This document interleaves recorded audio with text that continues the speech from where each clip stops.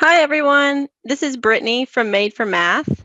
Thanks for tuning in today. I'm going to be talking about percent proportions, and I'm going to model an example of how I would demonstrate solving for the percent, the part, or the whole using some place value money manipulatives.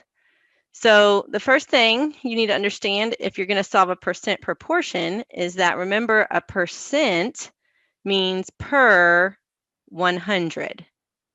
So when we're solving for a percent, it's how many parts out of 100. And then we're going to use this proportion to help us set up a few real-world problems and solve for one of these three pieces of our proportion. Remember, a proportion is just a fancy word for two ratios set equal to one another. Okay, so let's get started. The first example, say we go shopping and we see a shirt that costs $10, but the shirt's on sale for 20% off. And I want to calculate how much am I going to save on that shirt. Well, we can set up a proportion as percent over 100 equals part out of the whole.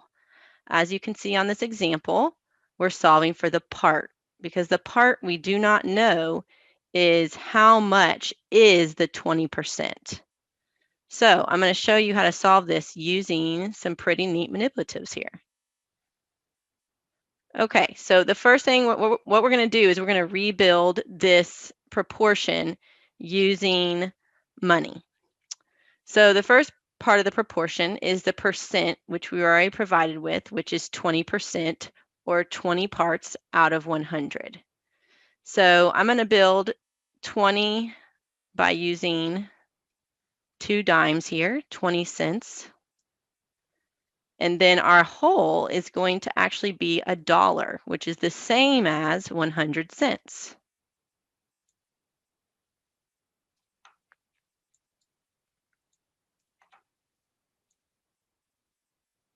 Over here, we still don't know what the part is, so I'm going to leave that blank. But then down here, I'm going to build, this should be tenths. So how many parts out of 10 is that equivalent to?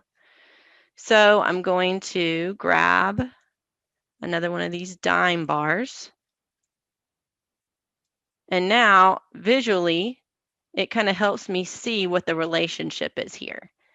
This is like two equivalent fractions. So I need to figure out how many parts out of 10 is the same as 20 cents out of 100 or 20 cents out of $1.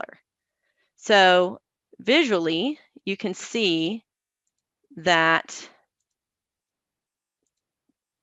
how many of these 10 bars would equal $1, or in other words, how many dimes are in $1. If I converted that dollar to all dimes, you can see that this is 2 out of these 10 rods. So, this is the same as what part out of 10? Well, 2 out of 10 is the same as 20 out of 100. So that means I need 2 out of this bar here. So in other words, what coin do I need? 2 out of a dime. Well, I need 2 pennies because 2 out of 10 is the same as 20 out of 100. So our missing quantity here of x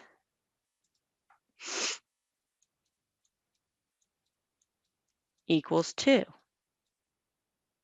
So in other words, if we go back here to our problem, what was the savings? He saved $2. Let's look at another example.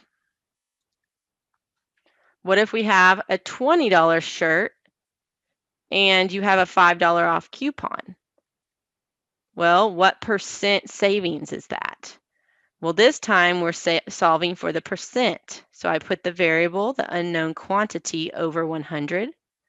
The part is the actual coupon, the 5, and the original price of the shirt is $20. That's the whole. So let's see what that would look like using these manipulatives. So x over 100 equals 5 over 20. So this time,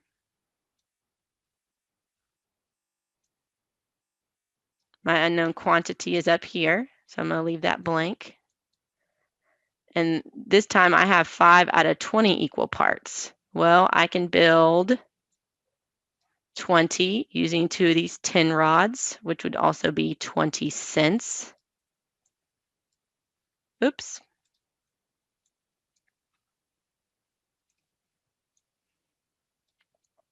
And then 5, I can just use a nickel. So now I'm looking for what the relationship is here between the 5 and the 20. Well, if I broke, so I can see the relationship better, if I break these two dimes into its counterpart here, nickels, now we can see the relationship a little bit better. We have 1 out of 4 here, or the fraction 1/4. So now we have to think, okay, well, what would 1/4 of a dollar be? Well, if we think about it, which coin does 4 make a dollar? Well, 4 quarters. 1, 2, 3, 4. So if I need to make the fraction 1/4, I just need 1/4. And what quantity is 1/4? Well, 1/4 is 25 cents. So x equals 25. Going back here, what does that mean? Well, remember we were solving for the percent. So that means it's 25% off. Okay? And then one more example I have to share how to solve percent proportions using these money manipulatives is this one. So say we have a shirt that's 30% off, which is also the same as $15 off that shirt. Well, what was the actual original price of that shirt? So let's explore that idea. Okay, so same thing. We're going to set it up first visually. We have 30 out of 100. So I'm going to use $1 or 100 cents for my whole.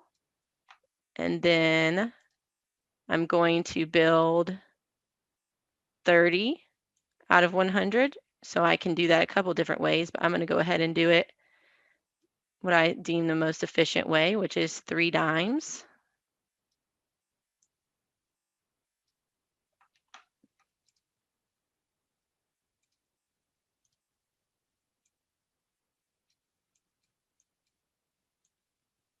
Now over here we have 15, so we can build that with 1 dime and 1 nickel.